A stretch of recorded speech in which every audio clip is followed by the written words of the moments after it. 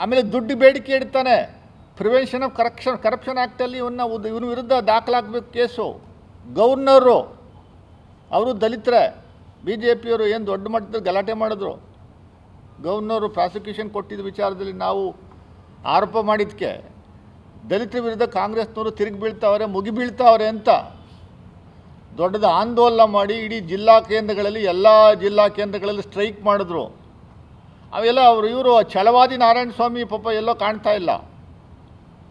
ಆ ಚಡ್ಡಿಗಳನ್ನೆಲ್ಲ ತಲೆ ಮೇಲೆ ಹೊತ್ಕೊಂಡು ಹೋಗಿದ್ದಕ್ಕೆ ಪಾಪ ಅವ್ರಿಗೆ MLC ಮಾಡಿರೋ, ವಿರೋಧ ಪಕ್ಷ ನಾಯಕರಾಗಿ ಮಾಡಿರೋ ಒಬ್ಬ ವಲಯ ಅವ್ರನ್ನ ಭಾಳ ತುಚ್ಛವಾಗಿ ಅನ್ಪಾರ್ಲಿಮೆಂಟ್ರಿ ಲ್ಯಾಂಗ್ವೇಜ್ನ ಯೂಸ್ ಮಾಡಿ ಡಾಕ್ಟರ್ G. ಪರಮೇಶ್ವರ್ನ ಅವ್ರ ಜೊತೆ ಯಾಕೆ ಹೋಗ್ತೀಯ ನೀನು, ಅವನ ಜೊತೆ ಯಾಕೆ ಹೋಗ್ತೀಯ, ಅವನು ಯಾರು ವಲಯ ಅನ್ನೋಂಥ ರೀತಿಯಲ್ಲಿ ಬಹಳ ಕೇವಲವಾಗಿ ಪದವನ್ನು ಉಪಯೋಗಿಸಿ ಮಾತಾಡಿರುವಂಥದ್ದಕ್ಕೆ ಆ ದಲಿತ ಲೀಡರ್ಸ್ಗಳು, ದಲಿತ ಮುಖಂಡರುಗಳು, ದಲಿತ ಸಂಘಟನೆಗಳು ಎಲ್ಲಿದ್ದಾವೆ ಅನ್ನುವಂಥದ್ದು ನನಗೂ ಅರ್ಥ ಆಗ್ತಾಯಿಲ್ಲ. ಕೆಲವರು ಪಾಪ ಪ್ರತಿರೋಧವನ್ನು ವ್ಯಕ್ತಪಡಿಸಿದ್ದಾರೆ, ದೂರು ದಾಖಲು ಮಾಡಿದ್ದಾರೆ.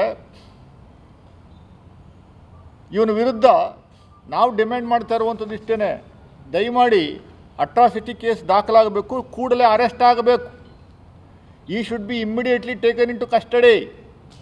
ನಾಳೆ ದಿವಸ ಏನಾದರೂ ಮತ್ತೊಂದು ಏನು ಗಲಭೆಗಳಾಗುವಂಥದ್ದು ಆದರೆ ಅದಕ್ಕೆ ನೇರವಾದಂಥ ಹೊಣೆ BJP ಅವರೇ. ಪೊಲೀಸ್ನವರು ಸುಮ್ಮನೆ ಕೂರುವಂಥದ್ದು ಆಗ್ಬೋದು, ಎಲ್ಲ ಮುಗಿದೋದ ಮೇಲೆ ಫೀಲ್ಡ್ಗೆ ಬರುವಂಥ ಕೆಲಸ ಆಗಬಾರ್ದು. DGP ಅಲೋಕ್ ಮೋಹನ್ ರವರೇ, ನಿಮಗೆ ನಾನು ಪತ್ರ ಬರೆದಿದ್ದೀನಿ, ಆನ್ಲೈನಲ್ಲಿ ನಿಮಗೆ ವಾಟ್ಸಪ್ಪಲ್ಲಿ ಕಳಿಸಿದ್ದೀನಿ ನೋಡಿ, ಇಲ್ಲಿ ನಿನ್ನೆ ದಿವಸನೇ. I have lot a complaint directly to you. ಇಂಥವರೆಗೂ ಯಾಕೆ ನೀವು ಆ್ಯಕ್ಷನ್ ತೊಗೊಂಡಿಲ್ಲ, ಇವನ್ನ ಯಾಕೆ ಕಸ್ಟಡಿ ತೊಗೊಂಡಿಲ್ಲ, ಯಾಕೆ ಅರೆಸ್ಟ್ ಮಾಡಿಲ್ಲ? ದಯಮಾಡಿ ಕೂಡಲೇ ಅರೆಸ್ಟ್ ಮಾಡಿ ಒಳಗಡೆ ಹಾಕಿ.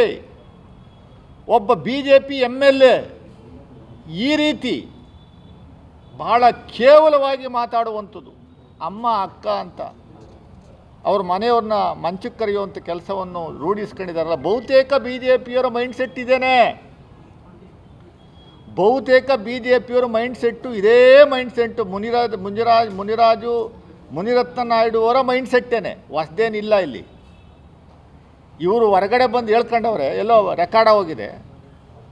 ಇಲ್ಲ ಅಂದರೆ ಒಳಗಡೆನೇ ಏನೇನು ಮಾಡಬೇಕು, ಏನೇನು ಆಗುತ್ತೋ